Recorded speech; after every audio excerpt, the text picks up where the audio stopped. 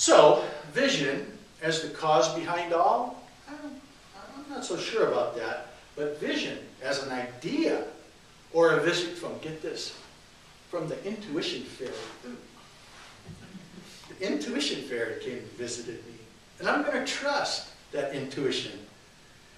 And isn't it true when we have an intuitive sense, like you should turn right, or you should go now, or if it says you should have gone now, and you didn't go now, and then you leave 5 minutes later, and the traffic is backed up, and you're sitting there and you're in a hurry, and you go, I should have left 5 minutes earlier.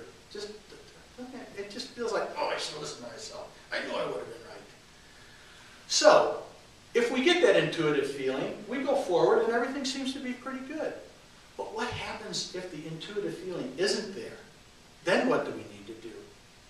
That's when we need to just sit back and wait and see what bubbles up and see what else is possible. Because when we're not sure which way to go, when we're not sure what to do, you know, you go out and buy that cat, and it turns out to be that cat from hell. It's jumping all over the place. But if we just sit back and take a moment and think, not even think about it, just clear our minds and let that intuition come through and bubble up, we can broaden our perspective and what we're looking at or what we're thinking of doing. When we broaden our perspective, just about anything is possible.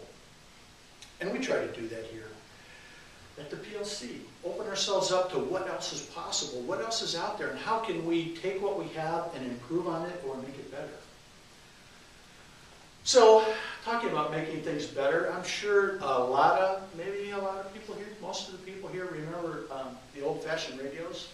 Like my grandmother had this big old thing. It stood about this high, about that wide, and it had a dial on it.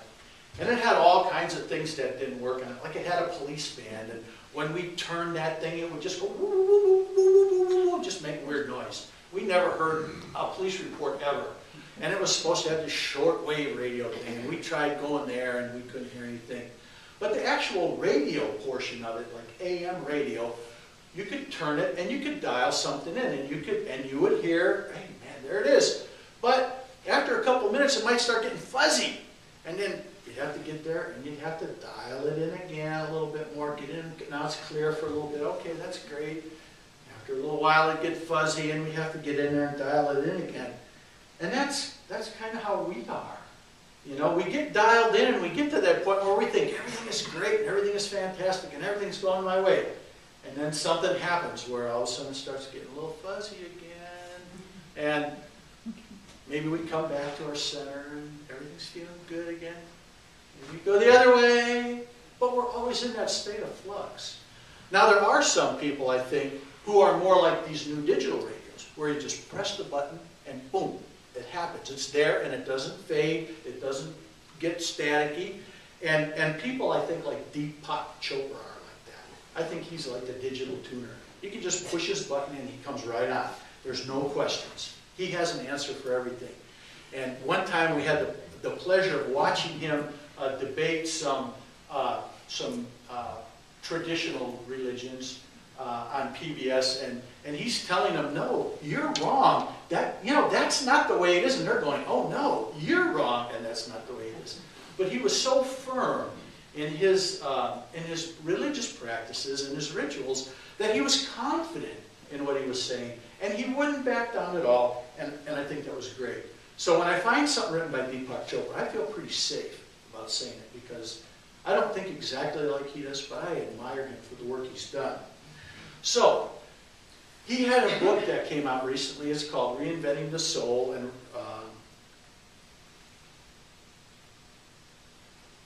Reinventing the Body, Resurrecting the Soul. We have it in the bookstore, I'm sorry.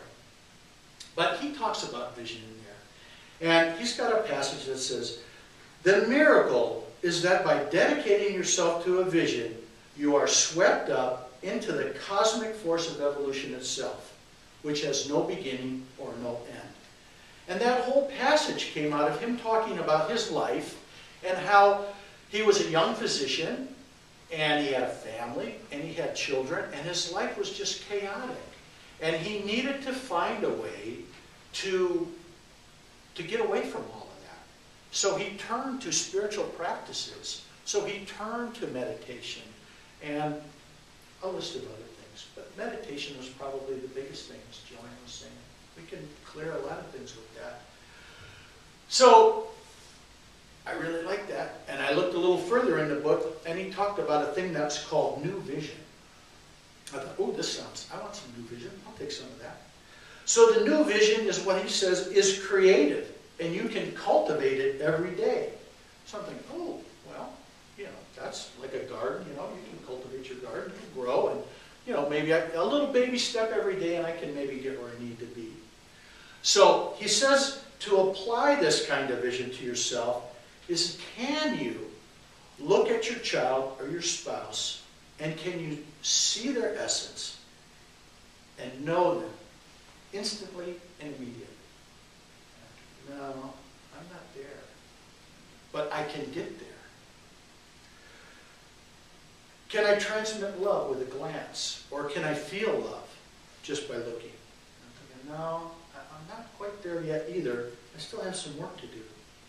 But he says, just as we stand in the center of space and time, so do we stand in the center of love.